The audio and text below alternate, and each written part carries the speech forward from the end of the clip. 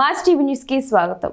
చేనేత జౌళి శాఖ మంత్రి మరి ముఖ్యంగా తన ఇలాకా పెనుకొండ నియోజకవర్గంలో మంత్రి సవిత చేస్తున్న నిర్లక్ష్య వైఖరితో వలస వెళ్లిపోతున్న ప్రైవేట్ పరిశ్రమలు.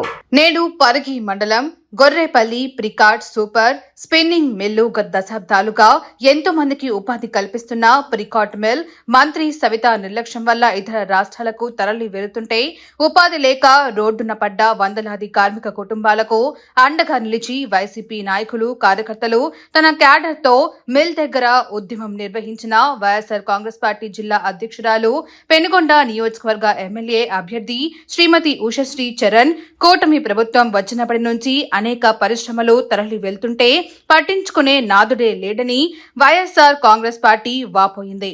ఈ కార్యక్రమంలో ప్రికాట్ మిల్ కార్మికులు, పరిగి మండల ప్రజా ప్రతినిధులు, మండల నాయకులు, కార్యకర్తలు తదితరులు పాల్గొన్నారు.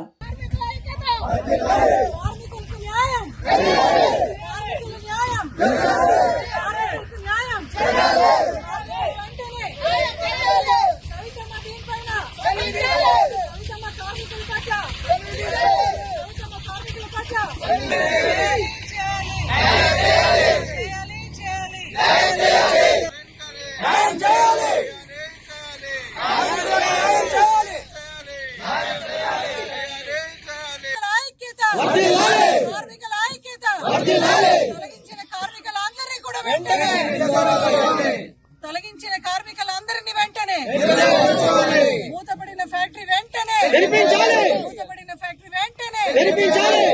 సవితమ్మ వెంటనే దీన్ని మంత్రి సవితమ్మ వెంటనే దీనికో కూటమి ప్రభుత్వం వెంటనే దీనికో కార్మికుల ఐక్యత. వెనక్కి కనిపిస్తున్న ప్రికాట్ స్పిన్నింగ్ మిల్లు ఈరోజు పరిగి మండలంలో పెనుగొండ కాన్స్టిట్యున్సీలో క్లోజ్ చేయడం జరిగింది.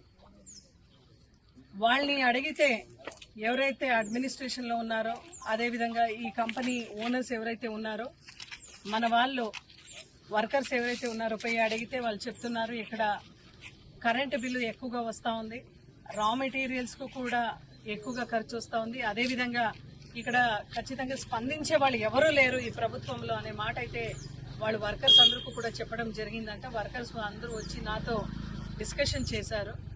అంటే నాకు నిజంగా ఎంత బాధాకరంగా ఉంది అంటే, స్థానికంగా ఉన్న సవితమ్మ జౌళి శాఖ మంత్రిగా ఉన్నారు. ఈ Precot mill it is one of the finest manufacture of threads అనేది కూడా మనం అందరూ కూడా చూసినాం.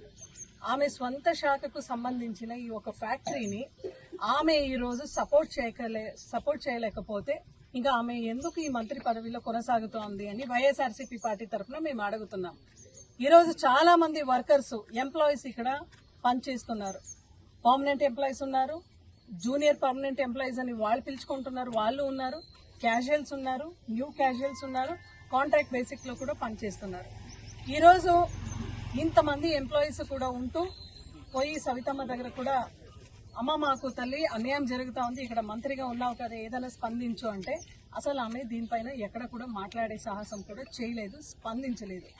ఆమె మౌనం ఈ విషయంలో, ఈ ప్రికాట్ మిల్లు లాక్డౌన్ అయినా కూడా, క్లోజ్ అయినా కూడా ఆమె ఎందుకు ఇంతవరకు మౌనంగా ఉంది అని ప్రజలందరూ కూడా గమనిస్తున్నారు. ఇది $1 మిలియన్ క్వశ్చన్ అయినా కూడా ప్రజలందరికీ కూడా అర్థమైంది ఆమె ఎందుకు మౌనంగా ఉంది అని. ఇంకా నేను సపరేట్గా చెప్పేంత అవసరం లేదు. అయితే ఈరోజు మిల్లో ఉండే ఓనర్స్ కానీ, అదేవిధంగా యూనియన్స్ వాళ్ళందరూ కూడా ఎవరైతే పర్మనెంట్ ఎంప్లాయీస్ ఉన్నారో వాళ్ళందరూ కూడా 13,500ని 13,600ని ప్రతి సంవత్సరం ఇవ్వాలని వాళ్ళు డిసైడ్ అయినారంట. అంతే పర్మనెంట్ వాళ్ళు ఎంత పని చేశారో అంతే పని ఈరోజు క్యాజువల్స్ చేశారు, అదేవిధంగా న్యూ క్యాజువల్స్ చేశారు. వాళ్ళకి మాత్రము సంవత్సరానికి 12,500 ఇవ్వాలని ఈరోజు ప్రికాట్ మిల్ వాళ్ళు డిసైడ్ చేశారు. ఇంకా అన్నారు, ఇవ్వలేదు.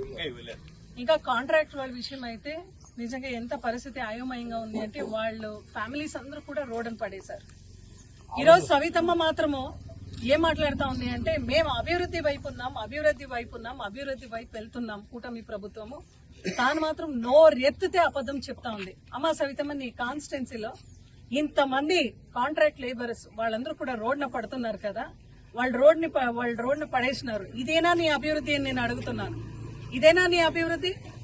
ఈ ఒక కాన్స్టిట్యున్సీలో ఒక మంత్రిగా ఉంటూ నువ్వు వాళ్ళందరికీ కూడా న్యాయం చేయలేకపోతే ఇంకా ఏ అభివృద్ధి గురించి నువ్వు మాట్లాడుతున్నావు? ప్రతిసారి ప్రెస్ మీట్ పెట్టిన జగన్మోహన్ రెడ్డి గారిని నువ్వు మాట్లాడేది మాత్రమే. ఇంకా ఏ అభివృద్ధి గురించి నువ్వు మాట్లాడుతున్నావు? ప్రతిసారి ప్రెస్ మీట్ పెట్టిన జగన్మోహన్ రెడ్డి గారిని నువ్వు మాట్లాడేది మాత్రమే ఏదో ఒక విమర్శ చేస్తుంటావు కదా. ఈ రోజు నిన్ను అడుగుతున్నాను, నీకు వచ్చి ఎంప్లాయీస్ అందరూ కూడా నీకు కూడా ఒక మెమోరాండం ఇచ్చేసి అమ్మా మాకు న్యాయం చేయమన్నారు. కలెక్టర్ గారు కూడా పోయినారు.